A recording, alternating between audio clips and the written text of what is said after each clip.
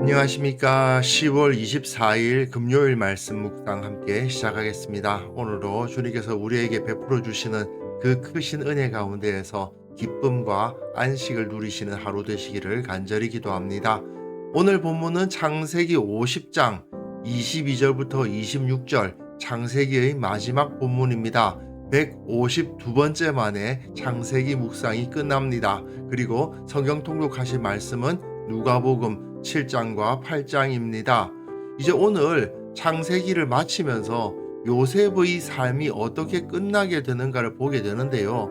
모세는 창세기를 마감하면서 요셉을 영원한 소망을 품은 사람, 그 본향으로 돌아가기를 원했던 사람으로 그려주고 있습니다. 그럼 먼저 말씀을 보시고 묵상을 이어나갔으면 좋겠습니다.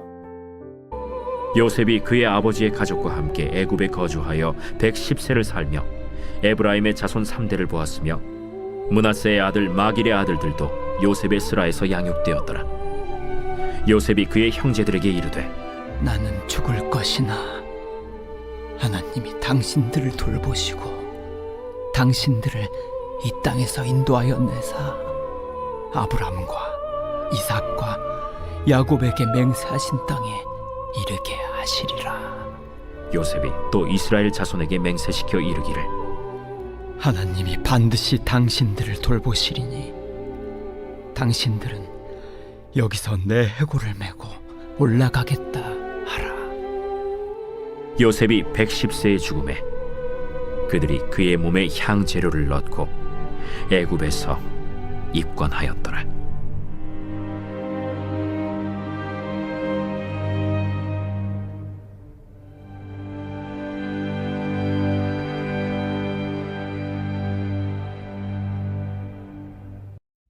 이렇게 창세기의 마지막 부분은 요셉의 죽음으로 끝나죠.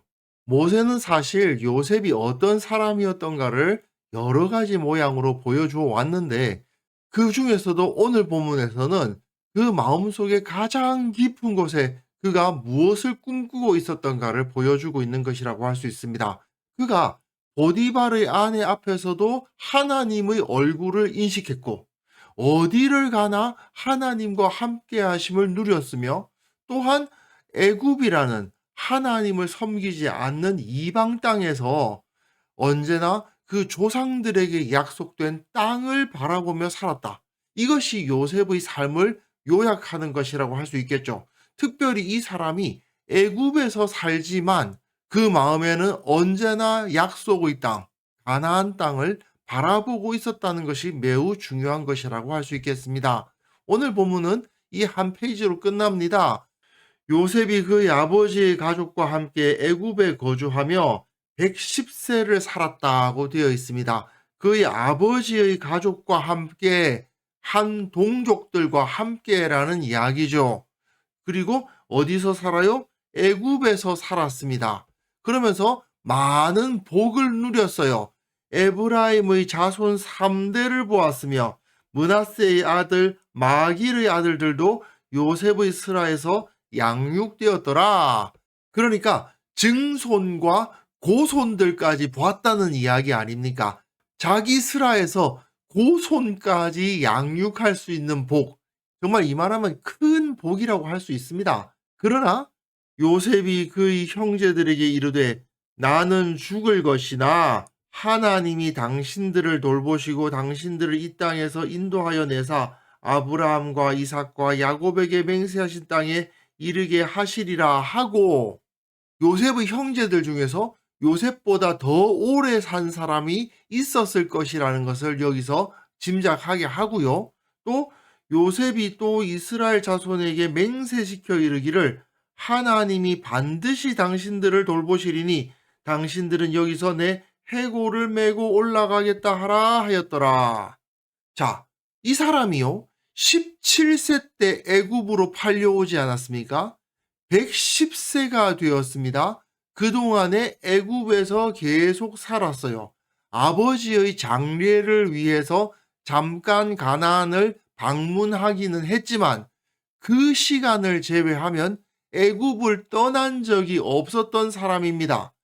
110세의 인생 가운데 17년만 빼고 나머지는 전부 다 93년을 애굽에서 살았단 말이에요. 그리고 애굽에서의 삶이 힘들었느냐?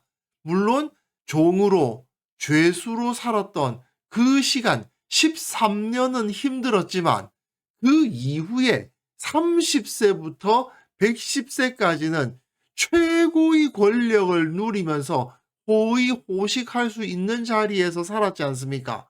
그렇다면 당연히 가나안보다 애굽에서의 삶이 더 편했겠죠. 그러나 요셉은 지금 어디를 바라보고 있는 것입니까? 이스라엘 자손에게 맹세를 시키고 있지 않습니까? 여기서 내 해골을 메고 올라가라고. 나는 비록 여기서 죽겠지만 내 해골은, 내 뼈는 저 약속의 땅, 가나안 땅에 묻혀야 한다라고 말하는 그 아버지 야곱의 유언과 똑같은 말을 하고 있죠. 그는 30세부터 110세까지 애굽에서 80년 동안 최고의 권력을 누리면서 편안하게 살 수 있었지만 그럼에도 불구하고 그 권세와 안락한 삶에 만족하는 것이 아니고 17세 때 떠나왔던 그 고향 약속의 땅으로 자기 해골이나마 돌아갈 수 있기를 바라면서 이스라엘 자손들에게 맹세를 시키고 있는 것입니다. 요셉은 110세의 죽음에 그들이 그의 몸에 향재료를 넣고 애굽에 입관하였더라 되어 있는데요. 이것은 요셉의 시신이 애굽에서 미라가 되었음을 의미하는 것이죠. 사실 요셉의 시신이 그 약속의 땅에 묻히기 위해서는 400년 이상의 세월이 더 필요했습니다. 어떻게 인간의 시신이 400년을 버티겠습니까? 하지만 요셉은 자신의 시신이 미라가 되어서 보존될 것을 알고 그 시신을 메고 그 약속의 땅에다가 묻어달라고 이야기를 하는 것이죠. 그리고 그것은 실제로 성사되었습니다. 출애굽기를 보시면 모세가 요셉의 유고를 가지고 요셉이 단단히 맹세하게 한 것을 이루기 위해서 유고를 가지고 나갔어요. 그리고 여호수아가 이스라엘 자손이 애굽에서 가져온 요셉의 뼈를 세겜에 장사합니다. 세겜은 그리심산과 에발산 사이의 골짜기죠. 하나님의 언약을 상징하는 땅이기도 하고 야곱이 베크시타를 주고 세겜의 아버지 하몰의 자손들에게서 산 밭이 있었다고 되어 있습니다. 물론 디나 사건 때문에 야곱은 그 땅에서 계속 머물지 못하고 떠나야만 했기 때문에 그 땅의 소유권을 계속 주장하기는 어려웠지만 어쨌든 그곳에 야곱이 살았었고 약속의 땅으로서의 의미를 가지고 있으므로 그곳 세겜에 요셉의 시신이 장사되었던 것이죠. 어쨌든 요셉은 애굽에서 대부분의 인생을 보냈고 나름대로 잘 살았지만 언제나 그 마음은 가나안 땅, 약속의 땅을 향하고 있었고 결국 이것은 세상 속에서 살아가지만 세상에 속하지 않은 사람의 전형적인 모습이라고 할 수 있겠습니다. 애굽에서 살지만 그의 마음은 애굽에 있지 않았어요. 그 몸은 애굽의 총리로서 살아갔지만 그 영혼은 언제나 약속의 땅에 묻히는 하나님의 백성으로서의 정체성을 가지고 있었던 것입니다. 이처럼 애굽의 총리가 되어서도 그 안에서 안주하지 않고 자기 유골이나마 약속의 땅으로 돌아가기를 원했던 요셉의 모습은 이 땅에서 우리가 풍요와 안락을 누린다 하더라도 그 안에 매몰되지 않고 영원한 하나님의 나라를 바라보며 그 나라에 들어가기를 소망하는 신앙인의 전형적인 모습을 보여준다고 하겠습니다. 우리가 바로 이런 사람이 되어야 되는 거거든요. 비록 내가 이 땅에서 어떻게 살아가든 정말 이 땅에서 너무너무 잘 산다 하더라도 우리의 마음을 이 땅에 두어서는 안 되는 것입니다. 우리의 마음은 언제나 영원하신 그 하나님의 나라를 바라보고 있어야 되는 거예요. 자, 어제 본문과 한번 연결해서 생각해 보면요. 우리는 믿음의 사람으로서 이 땅을 살아가는데 어렵고 억울한 일 당할 수 있지만 그때 우리는 무엇을 실천해야 됩니까? 용서와 사랑을 실천하는 사람들이죠. 그런데 어떻게 그렇게 할 수 있겠습니까? 어차피 이 땅은 내 땅이 아니에요. 나는 여기서 살아가고는 있지만 여기에 속하지는 않았어요. 나는 하나님의 영원한 나라로 들어갈 것이기 때문에 이 땅에서의 삶에 연연하지 않아요. 그러니까 이 땅에서 무슨 일이 있든지 아무리 억울한 일이 있든지 세상 것을 좀 잃어버린다 하더라도 충분히 용서할 수 있고 충분히 용납할 수 있는 거죠. 왜? 우리는 하나님 나라에 속한 사람들이고 저곳에 우리 집이 있으니까요. 그리고 말입니다.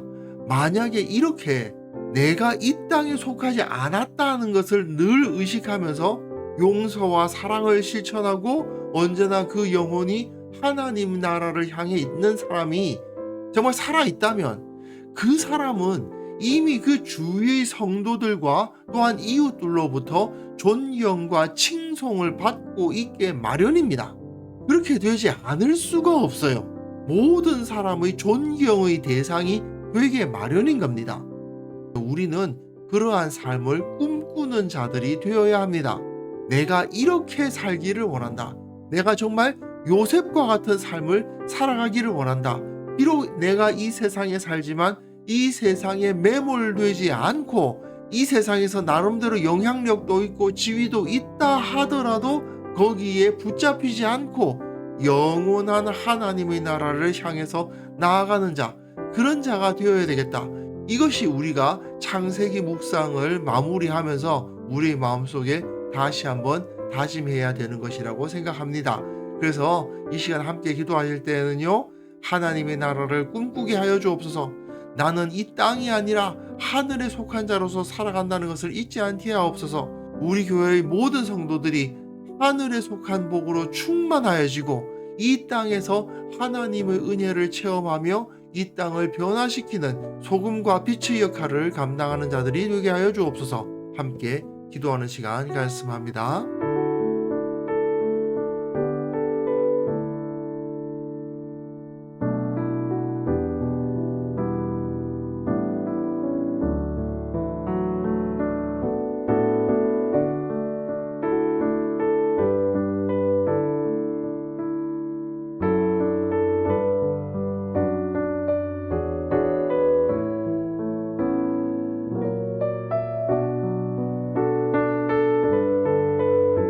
하나님 아버지, 우리가 하나님의 나라를 늘 꿈꾸는 자가 되게 하여 주시고 언제나 하늘에 속한 자로서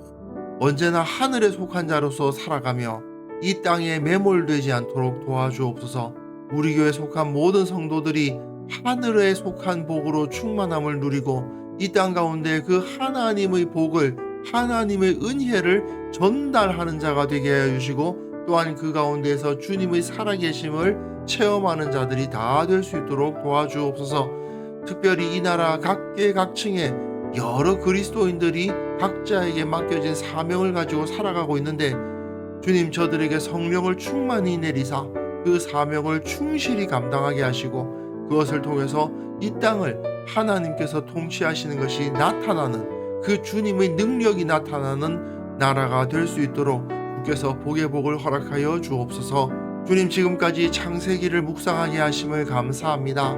하나님께서 온 땅을 창조하셨고 그렇기에 우리가 이 땅에 속한 자가 아니라 하늘에 속한 자로서 살아가야 한다는 가르침을 주심에 감사를 드립니다. 이 가르침 붙잡고 이 세상을 언약 백성으로서, 하나님의 백성으로서 살아갈 수 있도록 도와주시고 오늘 하루가 그러한 삶이 될 수 있도록 주님께서 은혜 위에 은혜를 부어 주옵소서. 우리의 기도에 응답하시고 매 순간 감사와 기쁨이 넘치게 하시며 무엇보다도 주님께서 나와 함께 하신다는 것을 확신하고 느끼는 하루가 되게 하여 주옵소서. 감사드렸고 예수님의 이름으로 기도합니다. 아멘.